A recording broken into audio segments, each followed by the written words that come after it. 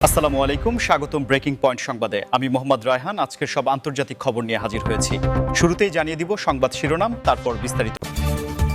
Hamas Israel যুদ্ধবিরতি শর্তের প্রথম ধাপ সম্পন্ন, ট্রাম্পের প্রশংসা নেতানিয়াহু। ইরানের জলসীমার কাছে মার্কিন নৌবহর, হামলা হলে পরিণতি ভয়াবহ হবে, হুঁশিয়ারি তেহরানের। ইসরায়েলের বিরুদ্ধে শেষ কোপ দিল ইরান, ছেলেকে মাঠে নামালেন খামেনেই। 500 মিসাইল একসাথে ছোড়া হলে কি হবে? ড্রোন হামলায় রাশিয়ার পশ্চিমাঞ্চলে তেলের ডিপোতে আগুন। আপনি যদি ইসরায়েলের ধ্বংস চান এবং মুসলিমদের বিজয় চান, তাহলে ভিডিওটিতে একটি লাইক ও চ্যানেলটি সাবস্ক্রাইব করে যাবেন। আসসালামু আলাইকুম, স্বাগতম জানাচ্ছি ব্রেকিং পয়েন্ট সংবাদে। আমি মোহাম্মদ কিবরিয়া। এতক্ষণ শুনছিলেন সংবাদ শিরোনাম, এবার বিস্তারিত হয়।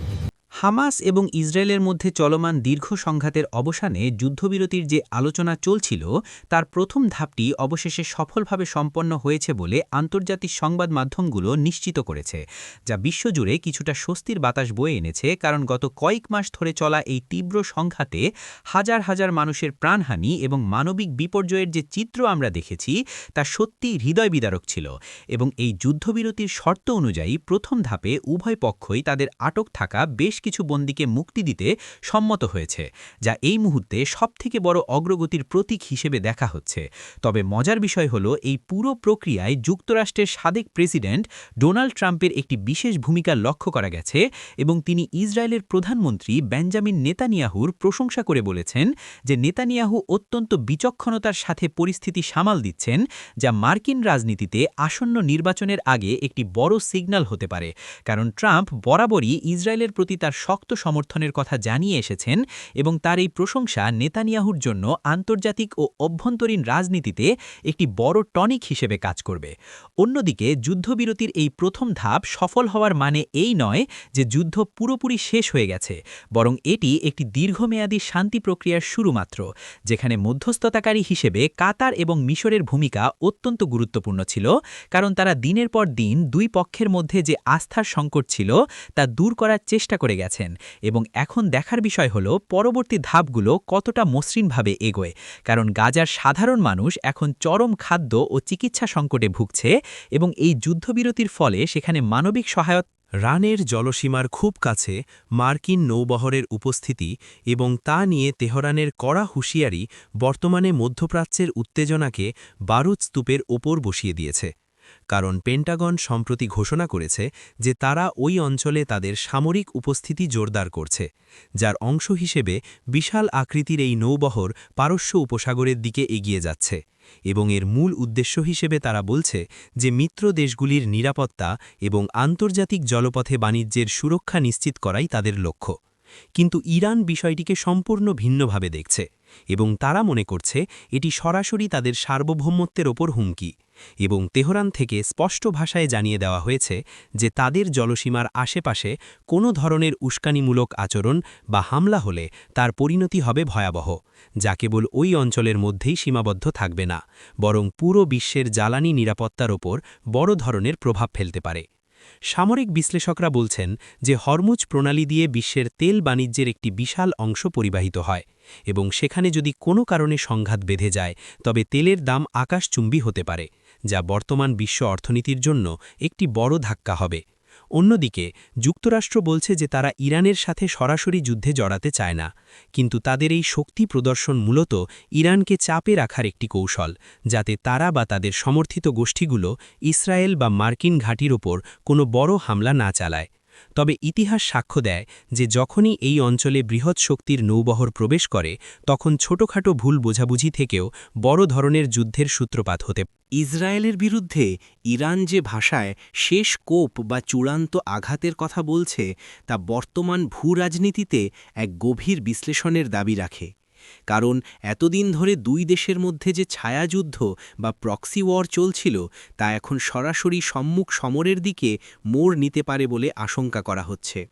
এবং ইরানের শীর্ষ সামরিক কর্মকর্তারা ইঙ্গিত দিয়েছেন যে তারা এমন একটি কৌশল বা অস্ত্র ব্যবহারের পরিকল্পনা করছেন যা ইসরায়েলের প্রতিরক্ষা ব্যবস্থাকে পুরোপুরি অপ্রস্তুত করে দিতে পারে। তবে এই শেষ কোপ বলতে তারা ঠিক কী বুঝিয়েছেন তা নিয়ে সামরিক বিশেষজ্ঞদের মধ্যে ধোঁয়াশা রয়েছে। কেউ কেউ মনে করছেন এটি হতে পারে বিশাল আকারের কোনো সাইবার হামলা যা ইসরায়েলের ব্যাংকিং বা বিদ্যুৎ ব্যবস্থাকে ধসিয়ে দেবে। আবার কেউ কেউ মনে করছেন এটি হতে পারে হাইপারসনিক মিসাইলের ব্যবহার যা বর্তমানের আয়রন ডোম বা অ্যারো ডিফেন্স সিস্টেম ভেদ করতে সক্ষম। তবে ইসরায়েলও হাত গুটিয়ে বসে নেই এবং তারাও তাদের আকাশ প্রতিরক্ষা ব্যবস্থাকে সর্বোচ্চ সতর্কতায় রেখেছে এবং গোয়েন্দা নজরদারি বাড়িয়েছে যাতে ইরানের যে কোনো পদক্ষেপ আগেই নস্যাৎ করে দেওয়া যায়। আসলে গত কয়েক দশকে মধ্যপ্রাচ্যে ক্ষমতার ভারসাম্য বজায় রাখার জন্য এই দুই দেশের মধ্যে যে স্নায়ুযুদ্ধ চলছে তা এখন এমন এক পর্যায়ে পৌঁছেছে যেখানে একটি ভুল সিদ্ধান্ত পুরো অঞ্চলকে আগুনের কুণ্ডলিতে পরিণত করতে পারে। এবং এর সাথে যুক্ত হয়েছে আন্তর্জাতিক পরাশক্তিগুলোর স্বার্থ, যেখানে রাশিয়া এবং চীন ইরানের দিকে এবং আমেরিকা ও পশ্চিমা বিশ্ব ইসরায়েলের দিকে ঝুঁকে আছে। ফলে সম্প্রতি আন্তর্জাতিক মিডিয়ায় যে খবরটি সবথেকে বেশি তোলপাড় সৃষ্টি করেছে তা হল ইরানের সর্বোচ্চ নেতা আয়াতুল্লাহ আলী খামেনির ছেলে মোজতাবা খামেনিকে কি এবার প্রকাশ্যে রাজনৈতিক বা সামরিক ময়দানে নামানো হচ্ছে কিনা, এবং এর সাথে যুক্ত হয়েছে 500 মিসাইল একসাথে ছোড়ার মতো ভয়াবহ এক সক্ষমতার প্রসঙ্গ, যা শুনলেই গা শিউরে ওঠে। আসলে মোজতাবা খামেনি দীর্ঘদিন ধরে পর্দার আড়ালে থেকে ইরানের নীতি নির্ধারণী মহলে অত্যন্ত প্রভাবশালী ভূমিকা পালন করে আসছেন, কিন্তু বর্তমান পরিস্থিতিতে তাকে সামনে নিয়ে আসা মানে হল ইরান তাদের ভবিষ্যৎ নেতৃত্বের বিষয়টি পরিষ্কার করতে চাইছে এবং একই সাথে শত্রুপক্ষকে একটি শক্ত বার্তা দিতে চাইছে যে তাদের নেতৃত্ব এবং চেইন অফ কমান্ড অত্যন্ত সুসংহত। অন্যদিকে সামরিক বিশেষজ্ঞরা একটি হাইপোথেটিক্যাল বা কাল্পনিক সিনারিও বিশ্লেষণ করছেন, যেখানে প্রশ্ন তোলা হয়েছে যে ইরান যদি তাদের ভান্ডার থেকে একসাথে 500টি ব্যালিস্টিক বা ক্রুজ মিসাইল ইসরায়েলের দিকে নিক্ষেপ করে তবে আসলে কি ঘটবে। কারণ আমরা জানি ইসরায়েলের আয়রন ডোম বা ডেভিড স্লিং বিশ্বের অন্যতম সেরা আকাশ প্রতিরক্ষা ব্যবস্থা, কিন্তু যে কোনো সিস্টেমের একটি স্যাচুরেশন পয়েন্ট বা ধারণ ক্ষমতার সীমা থাকে, এবং যদি একসাথে শত শত মিসাইল ধেয়ে আসে তবে সবগুলোকে মাঝ আকাশে ধ্বংস করা গাণিতিকভাবে প্রায় অসম্ভব হয়ে পড়তে পারে।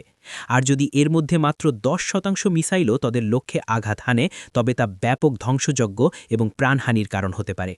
এই বিষয়টি নিয়ে পেন্টাগন এবং ন্যাটো কর্মকর্তারাও গভীর উদ্বেগ প্রকাশ করেছেন, কারণ এমন পরিস্থিতি তৈরি হলে তার আঞ্চলিক সংঘাত থাকে। রাশিয়ার পশ্চিমাঞ্চলের ড্রোন হামলায় বিশাল একটি তেলের ডিপোতে যে ভয়াবহ অগ্নিকাণ্ডের ঘটনা ঘটেছে তা ইউক্রেন রাশিয়া যুদ্ধের কৌশলগত পরিবর্তনের একটি স্পষ্ট ইঙ্গিত দিচ্ছে।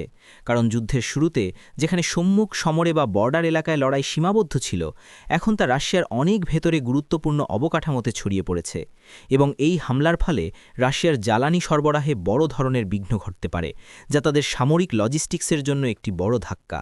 প্রত্যক্ষদর্শীদের মতে ড্রোনটি আঘাত হানার সাথে সাথেই বিশাল বিস্ফোরণে এলাকাটি কেঁপে ওঠে এবং আগুনের লেলিহান শিখা বহুদূর থেকে দেখা যাচ্ছিল, যা নিয়ন্ত্রণে আনতে ফায়ার সার্ভিসের শত শত কর্মীকে হিমশিম খেতে হচ্ছে।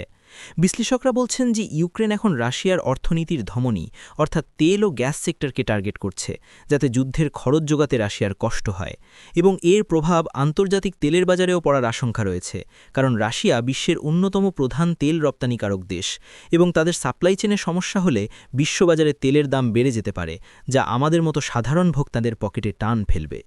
এছাড়া এই ড্রোন হামলার মাধ্যমে এটিও প্রমাণিত হচ্ছে যে রাশিয়ার আকাশ প্রতিরক্ষা ব্যবস্থায় কিছু দুর্বলতা বা ফাঁকফোকর রয়ে গেছে, যা ইউক্রেন সফলভাবে কাজে লাগাচ্ছে, এবং এর ফলে রাশিয়ার সাধারণ নাগরিকদের মধ্যেও যুদ্ধের আতঙ্ক ছড়িয়ে পড়ছে, যারা এতদিন মনে করত যুদ্ধ কেবল বর্ডারে হচ্ছে।